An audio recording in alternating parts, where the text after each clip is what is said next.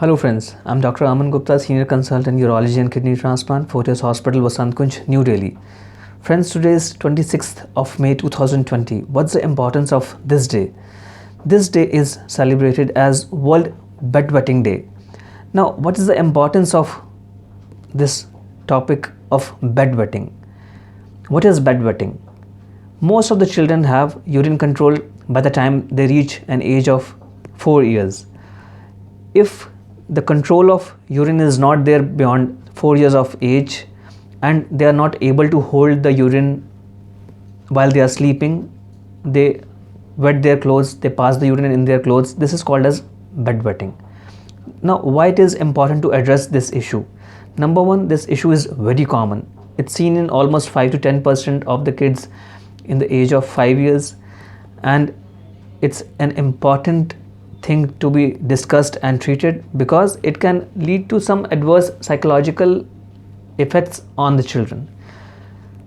Now, unfortunately, very many times parents consider that this is a psychological problem which has led to bedwetting. So they unfortunately start blaming the child for bedwetting, and in very many cases they scold the child also, which is detrimental. So bedwetting has mainly two causes. Number one, there's a problem of excess urine production, or number two, there can be problems of control of urine by the bladder. These causes need to be identified by a clinician, pediatrician, or a urologist and needs appropriate treatment. The best part is it's easy to treat and almost 100% chances of being cured with simple measures of fluid management, medications, or some alarms. So, why it is important to address this issue? Number one, if the child has this issue, he or she may have problems socializing with other kids. They start comparing themselves to other kids around them, and they may develop an inferiority complex. This may reflect in terms of their academics also. They may not pay attention in the class, they may have some complexes, they may not play or mix around with other children or other siblings. That can lead to some psychological issues in children. So what are the simple measures? What are the things which as a parent you should know that what's to be done and what's not to be done? Most important, never blame the child. Never scold the child. It's not his fault. It's not his or her fault. Neither you are to be blamed. Sometimes mothers take the blame on themselves that probably during pregnancy they didn't take some precautions because of which this thing happened. That's again false. So number one, fluid management. So in the morning hours, water, whatever the child demands, that's appropriate. If he or she is physically very active, if he is too much out in the sun, then compensate the water intake.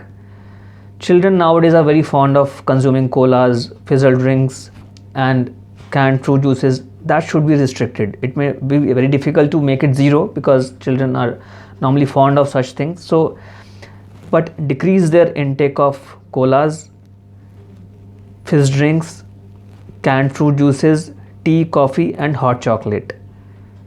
More importantly, 1 hour before they go to bed, the fluid intake should be restricted. Number two, toilet training.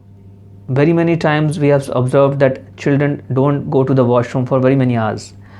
So as a parent, we should tell them that they should empty their bladder at regular intervals, and especially before they go to sleep, they should empty their bladder, go to the washroom, and then go to sleep. And thirdly, constipation can also aggravate urine problems. So children who are constipated, make sure they take adequate liquids, give them more fibers and fruits in the diet, which will reduce the constipation and help in controlling the urine. And of course, it goes without saying that this is a curable thing and you must go to your doctor, physician, or urologist to find out the cause for this situation and take appropriate treatment, which may be in the form of medications, fluid management, toilet training, and sometimes alarms also.